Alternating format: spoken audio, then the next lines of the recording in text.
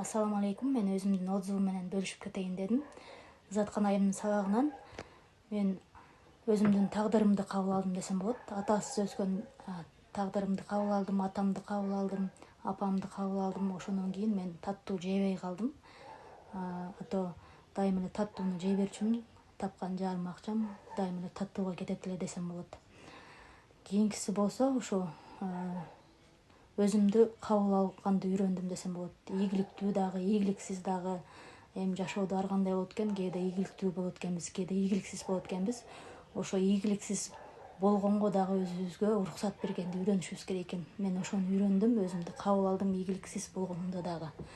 Кийинкиси болсо ошо жан дүйнө, кээде жан дүйнөнү же мээни же денени угушту билбей калабыз. Биринчи жан дүйнөнү угуш керек экен, анан мээни, анан денени.